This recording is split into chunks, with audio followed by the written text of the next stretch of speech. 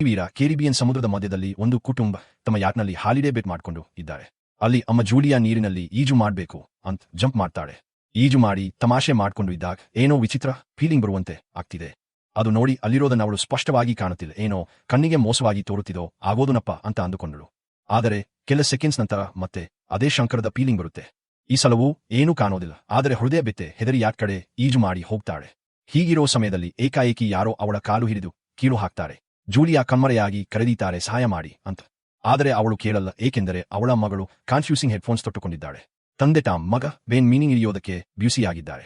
Julia ನೀರಿನಲ್ಲಿ ತಂಗೋಕೆ ಯತ್ನಿಸುತ್ತಾಳೆ. ಆದರೆ ನೀರಿನ ಕಾರಣದಿಂದ ಹೀಗೆ ಕಿರುಹೊರೆ ಮಾಡೋದು ಕೂಡ ಕಷ್ಟ. ಕೆಲವು ಸಮಯಕ್ಕೆ ಟಾಮ್ ಅರ್ಥ ಮಾಡಿಕೊಳ್ತಾರೆ ಜೂಲಿಯಾ ಸಾಕು ಸಮಯ ಕಂಡಿಲ್ಲ ಅಂತ.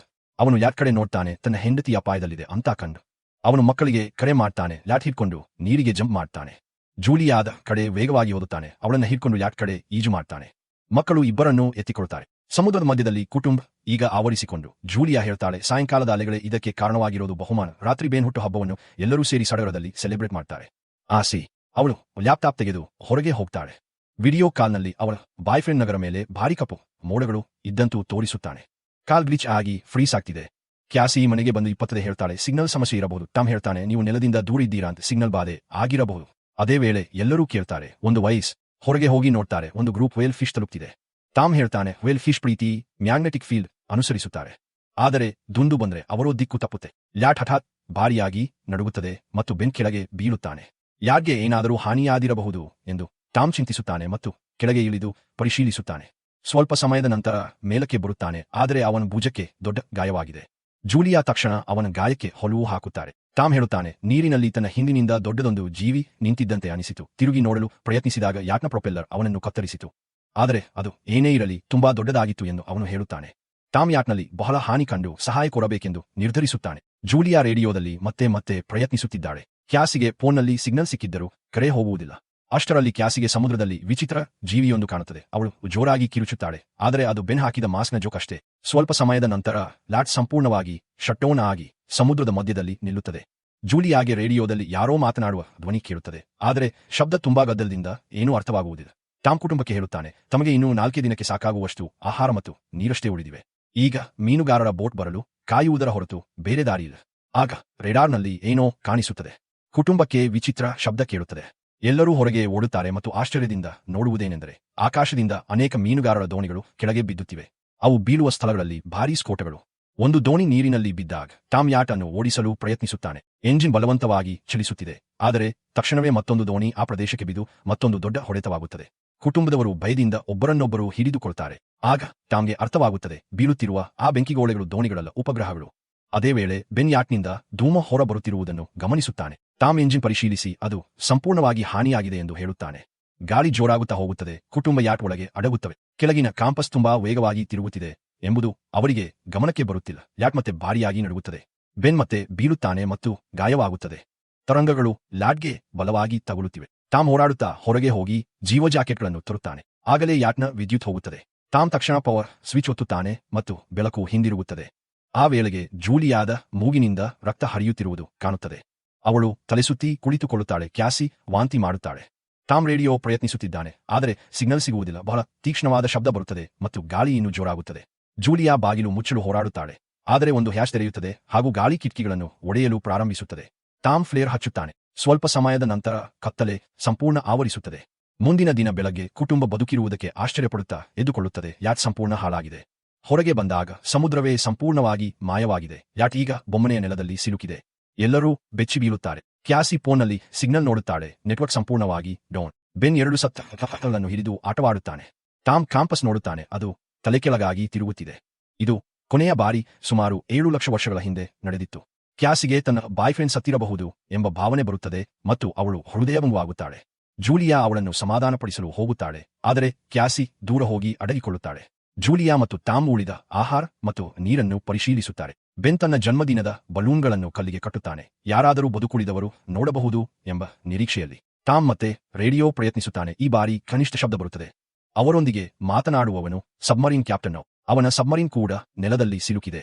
ಅವನು ಹೇಳುತ್ತಾನೆ, ಭೌಮ್ಯ ಚುಂಬಕ ಧ್ರುವಗಳು ಬದಲಾಗಿವೆ. ಅದರ ಪರಿಣಾಮ ಸಮುದ್ರ ಹಿಂದಕ್ಕೆ ಸರಿದು ನೆಲ ಕುಸಿದಿದೆ. ಅವನು ಇನ್ನೂ ಯಾವುದೇ ಬದುಕುಳಿದವರನ್ನು ಕಂಡಿಲ್ಲ ಎಂದು ಹೇಳುತ್ತಾನೆ. ಸಮುದ್ರ ಮತ್ತೆ 1 ವಾರದಲ್ಲಿ ಹಿಂದಿರುಗಬಹುದು. ಅವನು ಎಚ್ಚರಿಸುತ್ತಾನೆ, ನೀರು ಮರಳುವಾಗ ಅದು ತುಂಬಾ ಅಪಾಯಕಾರಿಯಾಗುತ್ತದೆ. ಕುಟುಂಬ ಸಾಧ್ಯವಾದಷ್ಟು ಎತ್ತರದ ಕಡೆಗೆ ಸಾಗಬೇಕು. ಅವನು ತನ್ನ ಕೋಆರ್ಡಿನೇಟ್ಗಳನ್ನು ಕೊಡುತ್ತಾನೆ. ತಾಮ್ ಲೆಕ್ಕ ಹಾಕುತ್ತಾನೆ, ಅಲ್ಲಿ ತಲುಪಲು 2-3 ದಿನ ಬೇಕು. ಮುಂದಿನ ಬೆಳಿಗ್ಗೆ ಎಲ್ಲರೂ ಪ್ಯಾಕಿಂಗ್ ಮಾಡುತ್ತಿರುವಾಗ ತಾಮ್ ದೂರದಲ್ಲಿ ಏನೋ ಚಲಿಸುತ್ತಿರುವುದು ಗಮನಿಸುತ್ತಾನೆ.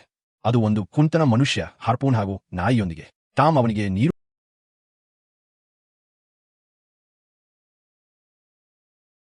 ಕೋಆರ್ಡಿನೇಟ್ಗಳನ್ನು ಕೊಡುತ್ತಾನೆ. ತಾಮ್ ಲೆಕ್ಕ ಹಾಕುತ್ತಾನೆ, ಅಲ್ಲಿ ತಲುಪಲು 2-3 ದಿನ ಬೇಕು. ಮುಂದಿನ ಬೆಳಿಗ್ಗೆ ಎಲ್ಲರೂ ಪ್ಯಾಕಿಂಗ್ ಮಾಡುತ್ತಿರುವಾಗ ತಾಮ್ ದೂರದಲ್ಲಿ ಏನೋ ಚಲಿಸುತ್ತಿರುವುದು ಗಮನಿಸುತ್ತಾನೆ. ಅದು ಒಂದು ಕುಂಟನ ಮನುಷ್ಯ ಹಾರ್ಪೂನ್ ಹಾಗೂ ನಾಯಿಯೊಂದಿಗೆ. ತಾಮ್ ಅವನಿಗೆ ನೀರು ಕೊಡುತ್ತಾನೆ, ಆದರೆ ಅವನು ಮಾತನಾಡುವ ಭಾಷೆ ಅರ್ಥವಾಗುವುದಿಲ್ಲ. ನೀರು ಕುಡಿದ ತಕ್ಷಣ ಆ ಅಪರಿಚಿತನು ಬಾಟಲ್ನಿಂದ ತಾಮ್ನ ತಲೆಗೆ ಹೊಡೆದು ಮುಖಕ್ಕೆ ಲ್ಯಾತಿರುತ್ತಾನೆ. ಜೂಲಿಯಾ ಭಯದಿಂದ ಓಡುತ್ತಾಳೆ, ಆದರೆ ತಡವಾಗಿದೆ. ಅವನು ಹಾರ್ಪೂನ್ ತಾಮ್ನ ಹೊಟ್ಟೆಗೆ ಇರಿದು ನಂತರ ಅವನ ಕುತ್ತಿಗೆಯನ್ನು ಕತ್ತರಿಸುತ್ತಾನೆ. ತುಂಟನಾದ ಆ ಮನುಷ್ಯ ಜೂಲಿಯಾದ ಮೇಲೆ ದಾಳಿ ಮಾಡುತ್ತಾನೆ. ಅವಳ ಭುಜಕ್ಕೂ ಗಾಯವಾಗುತ್ತದೆ. ಜೂಲಿಯಾ ನೋವಿನಿಂದ ಕುತ್ತಿಗೆಯನ್ನು ಕತ್ತರಿಸುತ್ತಾನೆ. ತುಂಟನಾದ ಆ ಮನುಷ್ಯ ಜೂಲಿಯಾದ ಮೇಲೆ ದಾಳಿ ಮಾಡುತ್ತಾನೆ. ಅವಳ ಭುಜಕ್ಕೂ ಗಾಯವಾಗುತ್ತದೆ. ಜೂಲಿಯಾ ನೋವಿನಿಂದ ಲ್ಯಾಟ್ಗೆ ಓಡಿ ಹೋಗಿ ಮಕ್ಕಳನ್ನು ಅಡಗಿಸುತ್ತದೆ. ಜೂಲಿಯಾ ಮಕ್ಕಳನ್ನು ಲ್ಯಾಟ್ ಒಳಗಿನ ಸೋಕಾದ ಕೆಳಗೆ ಅಡಗಿಸುತ್ತದೆ. ಅವರಿಗೆ ಫ್ಲೇರ್ಗನ್ ಕೊಟ್ಟು ತಾನು ಬಾತ್ರೂಮ್ನಲ್ಲಿ ಚೂರಿಯೊಂದನ್ನು ಹಿಡಿದು ಅಡಗಿಕೊಳ್ಳುತ್ತಾಳೆ. ಹೊರಗಡೆ ಆ ಸಂಶಯಾಸ್ಪದ ಮನುಷ್ಯ ಬಾಗಿಲನ್ನು ತಳ್ಳುತ್ತಲೇ ಇರುತ್ತಾನೆ. ಕೊನೆಗೆ ಬಾಗಿಲು ಒಡೆದು ಒಳಕ್ಕೆ ಬರುತ್ತಾನೆ. ಮೊದಲು ಅವನು ಕೆಲವು ಆಹಾರವನ್ನು ಕದ್ದು ತೆಗೆದುಕೊಳ್ಳುತ್ತಾನೆ. ನಂತರ ಯಾಟ್ ಒಳಗಡೆ ಎಲ್ಲೆಲ್ಲೂ ಹುಡುಕುತ್ತಾನೆ. ನಂತರ ಅವನು ಬಾತ್ರೂಮ್ ಕಡೆ ಬರುತ್ತಾನೆ. ಆ ಕ್ಷಣದಲ್ಲಿ ಜೂಲಿಯಾ ಬಾತ್ರೂಮ್ನ ಒಂದು ಸಣ್ಣ ದ್ವಾರದಿಂದ ನುಸುಳಿ ಹೊರಬರುತ್ತಾಳೆ. ಆ ಮನುಷ್ಯದಿಂದ ಸಿಲುಕಿ ಹೋಗುತ್ತಾಳೆ. ನಾಯಿ ಅವಳ ಮೇಲೆ ದಾಳಿ ಮಾಡಲು ಬರುತ್ತದೆ. ಆದರೆ ಜೂಲಿಯಾ ತನ್ನ ಚೂರಿಯಿಂದ ನಾಯಿಯನ್ನು ಕೊಂದು ಹಾಕುತ್ತಾಳೆ. ನಾಯಿಯ ಅಳಲಿನ ಶಬ್ದ ಕೇಳಿ ಆ ಮನುಷ್ಯ ತಕ್ಷಣ ಹೊರಗೆ ಬರುತ್ತಾನೆ. ತನ್ನ ನಾಯಿಯ ಸತ್ತ ಶರೀರವನ್ನು ನೋಡಿ ಅವನು ಕೋಪದಿಂದ ನಡುಗುತ್ತಾನೆ. ಇತ್ತೀಚೆಗೆ ಜೂಲಿಯಾ ಯಾಟ್ನ ಇನ್ನೊಂದು ಬದಿಯಿಂದ ಒಳಗೆ ಹೊಕ್ಕು ಮಕ್ಕಳ ಕಡೆ ಹೋಗಲು ಯತ್ನಿಸುತ್ತಿರುತ್ತಾಳೆ. ಅವಳು ಮೇಲಕ್ಕೆ ಹತ್ತಿ ಒಡೆದ ಕಿಟಕಿನಿಂದ ಒಳಗೆ ಬರಲು ಪ್ರಯತ್ನಿಸುತ್ತಿದ್ದಾಗ ಆ ಮನುಷ್ಯ ಈಗಾಗಲೇ ಅಲ್ಲಿ ತಲುಪಿರುತ್ತಾನೆ. ಅವನು ಜೂಲಿಯಾದನ್ನು ಹಿಡಿದು ಬಲವಾಗಿ ಹೊಡೆಯುತ್ತಾನೆ. ಜೂಲಿಯಾ ನೆಲಕ್ಕೆ ಬಿದ್ದು ಹೋಗುತ್ತಾಳೆ. ಅವಳು ಫರ್ನಿಚರ್ ಹಿಡಿದು ತಪ್ಪಿಸಿಕೊಳ್ಳಲು ಯತ್ನಿಸಿದರು.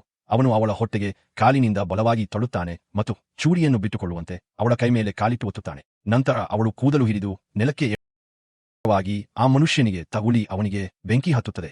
ಅವನು ಕೂಗುತ್ತಾ ಹೊರಗೆ ಓಡಿ ಹೋಗುತ್ತಾನೆ. ಆದರೆ ಯಾಟ್ನ ಒಳಗಡೆ ಬೆಂಕಿ ಹಬ್ಬುತ್ತದೆ. ಮಕ್ಕಳು ತಕ್ಷಣ ಓಡಿ ಹೋಗುತ್ತಾರೆ. ಜೂಲಿಯಾಗೂ ಮತ್ತೆ ಎದ್ದು ಆ ಮನುಷ್ಯನಿಗೆ ಲಾತಿ ಹೊಡೆದು ಅವನನ್ನು ಬಿದ್ದುವಂತೆ ಮಾಡುತ್ತಾಳೆ. ಅವಳು ನಕ್ಷೆ ಮತ್ತು ಬ್ಯಾಗ್ ಹಿಡಿದು ಲ್ಯಾಟ್ನಿಂದ ಹೊರಗೆ ಓಡಿ ಬರುತ್ತಾಳೆ. ಬೆನ್ ಮತ್ತು ಕ್ಯಾಸಿ ತಮ್ಮ ತಂದೆಯ ಬಳಿಗೆ ಓಡಿ ಹೋಗುತ್ತಾರೆ. ತಾಮ್ನ ಸತ್ತ ದೇಹವನ್ನು ನೋಡಿ ಅತ್ತೆ ಅಳುತ್ತಾರೆ. ಜೂಲಿಯಾ ಕೂಡ ಅವರ ಬಳಿ ಕುಳಿತುಕೊಂಡು ಮೂವರು ಕಣ್ಣೀರು ಹಾಕುತ್ತಾ ಟಾಮ್ಗೆ ಕೊನೆಯ ವಿದಾಯ ಹೇಳುತ್ತಾರೆ. ಅಷ್ಟರಲ್ಲಿ ಆ ಭಯಾನಕ ಮನುಷ್ಯ ಮತ್ತೊಮ್ಮೆ ಯಾಟ್ನಿಂದ ಹೊರಬರುತ್ತಾನೆ. ಕುಟುಂಬ ಇನ್ನೂ ಓಡುತ್ತಲೇ ಇರುತ್ತದೆ. ಸ್ವಲ್ಪ ಸಮಯದ ನಂತರ ಲ್ಯಾಟ್ ದೊಡ್ಡ ಸ್ಫೋಟದೊಂದಿಗೆ ಪುಡಿಯಾಗುತ್ತದೆ. ಸ್ವಲ್ಪ ದೂರ ಮುನ್ನಡೆಯಾಗಿ ಒಂದು ಸಣ್ಣ ಜಲಪಾತದ ಹತ್ತಿರ ನಿಲ್ಲುತ್ತಾರೆ. ಇಲ್ಲಿ ಅವರು ಸ್ವಲ್ಪ ವಿಶ್ರಾಂತಿ ಪಡೆಯಲು ಯತ್ನಿಸುತ್ತಾರೆ. ಕ್ಯಾಸಿಗೆ ತಾನು ಕಲ್ಲಿಗೆ ಕಟ್ಟಿದ ಬಲೂನ್ಗಳನ್ನು ನೋಡಿ ಆ ಕ್ರೂರ ಮನುಷ್ಯ ಅವರನ್ನು ತಮ್ಮ ಬಳಿ ಬಂದಿದ್ದಾನೆ ಎಂಬ ಅನುಮಾನ ಬರುತ್ತದೆ. ಇದನ್ನು ಕೇಳಿ ಬೆನ್ ತನ್ನನ್ನು ತಾನೇ ತಪ್ಪುಪಡಿಸಿಕೊಳ್ಳುತ್ತಾನೆ. ಜೂಲಿಯಾ ಅವನನ್ನು ಸಮಾಧಾನಪಡಿಸುತ್ತಾಳೆ. ಅದು ಅವನ ತಪ್ಪಲ್ಲ ಎಂದು ಹೇಳುತ್ತಾಳೆ. ಮುಂದೆ ಸಾಗುತ್ತಿದ್ದಾಗ ಬೆನ್ ನೆಲದಲ್ಲಿ ಸತ್ತಿರುವ ಹ್ಯಾಮರ್ಹೆಡ್ ಶಾರ್ಕ್ ಅನ್ನು ನೋಡಿ ಆಶ್ಚರ್ಯಪಡುತ್ತಾನೆ. ಅದೇ ಸಮಯದಲ್ಲಿ ಜೂಲಿಯಾ ಹಿಂದಿನಿಂದ ಆ ಮನುಷ್ಯ ಅವರು ಹತ್ತಿರ ಬರುತ್ತಿರುವುದನ್ನು ಗಮನಿಸುತ್ತಾಳೆ. ಕುಟುಂಬ ತಕ್ಷಣ ಓಡುತ್ತವೆ. ಓಡುತ್ತಾ ಎಲ್ಲೋ ಮಣ್ಣು ಗುಡ್ಡದಿಂದ ಜಾರಿ ಕೆಳಗೆ ಬೀಳುತ್ತಾರೆ. ಅಲ್ಲಿದೆಲ್ಲ ವಿಷಕರ ತ್ಯಾಜ್ಯ. ಕುಟುಂಬವು ಜಾಗ್ರತೆಯಿಂದ ಅದನ್ನು ದಾಟುತ್ತದೆ. ಬಳಿಕ ಅವರು ಸಮುದ್ರದೊಳಗೆ ಇದ್ದ ಪ್ಲಾಸ್ಟಿಕ್ ಮತ್ತು ಸತ್ತ ಜೀವಿಗಳ ಅವಶೇಷಗಳನ್ನು ನೋಡುತ್ತಾ ನಡೆದು ಹೋಗುತ್ತಾರೆ. ಬೆನ್ ನಿಧಾನವಾಗಿ ನಡೆಯಲಾರಂಭಿಸುತ್ತಾನೆ. ಜೂಲಿಯಾ ಇದು ನೀರಿನ ಕೊರತೆಯ ಲಕ್ಷಣ ಎಂದು ತಿಳಿದುಕೊಳ್ಳುತ್ತಾಳೆ. ಅವಳು ನೀರಿನ ಬಾಟಲ್ ನೋಡಿದಾಗ ಅದರಲ್ಲಿರುವ ನೀರು ಬಹುತೇಕ ಮುಗಿದಿದೆ. ಕ್ಯಾಸಿಗೆ ಅದು ತನ್ನ ತಪ್ಪು ಎಂದು ಗೊತ್ತಾಗುತ್ತದೆ. ಅವಳು ಬಾಟಲ್ ಸರಿಯಾಗಿ ಮುಚ್ಚಿರಲಿಲ್ಲ. ಜೂಲಿಯಾ ಕೋಪದಿಂದ ಚೀರುತ್ತಾಳೆ. ಕ್ಯಾಸಿ ಕಿನ್ನೆಯಿಂದ ಹೇಳುತ್ತಾಳೆ, ಯಾವುದೇ ಆಗಲಿ ನಾವು ಬದುಕೋದಿಲ್ಲ. ಇಬ್ಬರು ಜಗಳವಾಡುತ್ತಾರೆ. ಆದರೆ ನೆವರ್ದಲೆಸ್ ಅವರು ಮುಂದೆ ನಡೆಯುತ್ತಾರೆ. ಸ್ವಲ್ಪ ಹೊತ್ತಿನ ನಂತರ ಅವರು ಒಂದು ಪತನಗೊಂಡ ವಿಮಾನವನ್ನು ಕಂಡುಕೊಳ್ಳುತ್ತಾರೆ. ಒಳಗೆ ಏನೋ ಚಲಿಸುತ್ತಿದೆ ಎಂದು ಭಯಪಡುತ್ತಾರೆ. ಆದರೆ ಅವು ಕೆಲ ಪಕ್ಷಿಗಳು ಮಾತ್ರ. ಕುಟುಂಬ ರಾತ್ರಿ ಆ ವಿಮಾನದಲ್ಲಿ ತಂಗಲು ತೀರ್ಮಾನಿಸುತ್ತದೆ. ಅವರು ಸ್ವಲ್ಪ ಆಹಾರ ಹಂಚಿಕೊಳ್ಳುತ್ತಾರೆ. ಜೂಲಿಯಾಗೆ ತಾಮ್ನ ಜಾಕೆಟ್ನಲ್ಲಿ ಕುಟುಂಬದ ಫೋಟೋ ಸಿಗುತ್ತದೆ. ಕ್ಯಾಸಿ ತಾಯಿಗೆ ಕೇಳುತ್ತಾಳೆ, ನೀನು ಮತ್ತು ಅಪ್ಪ ಹೇಗೆ ಪ್ರೀತಿಸಿದ್ರಿ? ಜೂಲಿಯಾ ಸ್ಮಿತ್ನಿಂದ ಹೇಳುತ್ತಾಳೆ, ಟಾಮ್ ಆಸ್ಪತ್ರೆಗೆ ದಾಖಲಾದಾಗ ಅವಳು ಅವನನ್ನು ನೋಡಿಕೊಳ್ಳುತ್ತಿದ್ದಳು. ಒಂದು ದಿನ ಅವನು ಹೂವು ಮತ್ತು ಕವಿತೆ ಕೊಟ್ಟು ತನ್ನ ಪ್ರೀತಿಯನ್ನು ಹೇಳಿದ್ದ. ಮಧ್ಯರಾತ್ರಿ ಕ್ಯಾಸಿ ವಿಮಾನದಿಂದ ಹೊರಗೆ ಹೋಗುತ್ತಾಳೆ. ಆ ಭಯಾನಕ ಮನುಷ್ಯ ಅವಳ ಹಿಂದೆಯೇ ಬಂದು ಹಿಡಿಯಲು ಯತ್ನಿಸುತ್ತಾನೆ. ಆದರೆ ಜೂಲಿಯಾ ಸಮಯಕ್ಕೆ ಸರಿಯಾಗಿ ಬಂದು ಆ ಮನುಷ್ಯನ ಮೇಲೆ ಮತ್ತೆ ಚೂರಿಯಿಂದ ದಾಳಿ ಮಾಡಿ ಅವನನ್ನು ಕೊಂದು ಹಾಕುತ್ತಾಳೆ. ಕ್ಯಾಸಿ ಜೂಲಿಯಾಗೆ ಅಪ್ಪಿಕೊಂಡು ಸಮಾಧಾನಪಡಿಸುತ್ತಾಳೆ. ಮುಂದಿನ ಬೆಳಗ್ಗೆ ಕೀಟಗಳು ಮತ್ತು ಚೀಲಿಗಳು ಆ ಮನುಷ್ಯನ ಶರೀರದ ಮೇಲೆ ತುಂಬಿಕೊಂಡಿರುತ್ತವೆ. ಅವನ ದೇಹದಲ್ಲಿ ಅನೇಕ ಕತ್ತರ ಗುರುತುಗಳಿವೆ. ಇದರಿಂದ ಈ ಪ್ರದೇಶದಲ್ಲೇ ಇನ್ನೂ ಜಿಂಕುವಿನಂಥ ಅಪಾಯಕಾರಿ ಪ್ರಾಣಿಗಳು ಅಡಗಿವೆ ಎಂಬುದು ಗೊತ್ತಾಗುತ್ತದೆ. ಅವನ ಬಾಯಿಂದ ಎಕ್ಕಗಳು ಹೊರಬರುತ್ತವೆ. ಬೆಳಗ್ಗೆ ಸೂರ್ಯ ತೀವ್ರವಾಗಿ ಹೊಳೆಯುತ್ತಿರುತ್ತದೆ. ಜೂಲಿಯಾ ಮಕ್ಕಳಿಗೆ ಆಹಾರ ಕೊಟ್ಟು ಮುಂದಿನ ಪ್ರಯಾಣಕ್ಕೆ ಸಿದ್ಧರಾಗುತ್ತಾಳೆ.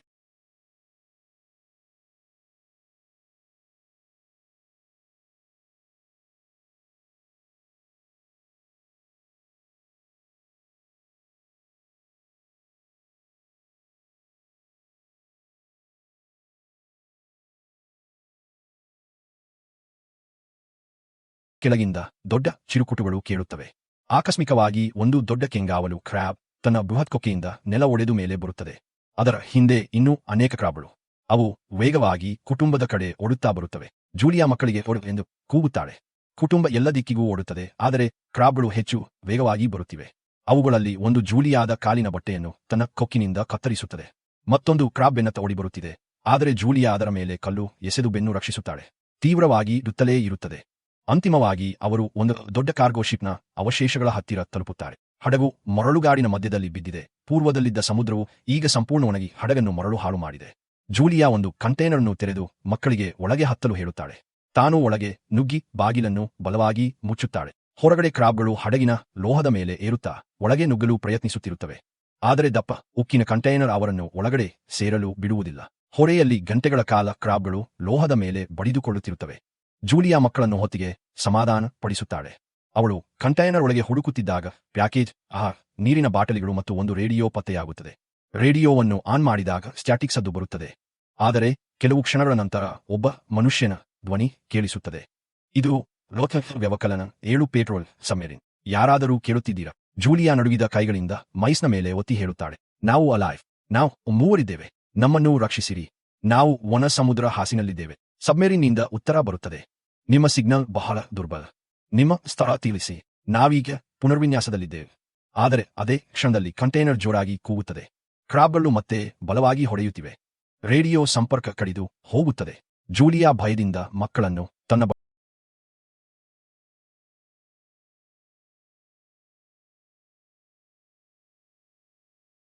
ತಲುಪುತ್ತಾರೆ. ಗುಹೆಯ ಹೊರಗೆ ಸಬ್ಮೆರಿನ್ ರೇಡಿಯೋ ಸಿಗ್ನಲ್ ತೀವ್ರವಾಗಿ ಕೇಳುತ್ತದೆ.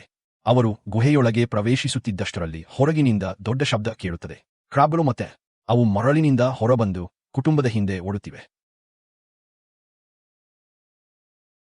ಗಂಟೆಗಳ ಕಾಲ ಅವರನ್ನು ಹಿಂಬಾಲಿಸುತ್ತಿದ್ದ ದೊಡ್ಡ ಜೈಂಟ್ ಕ್ರಾಬ್ ಅವರ ಮುಂದೆ ಕಾಣಿಸುತ್ತದೆ.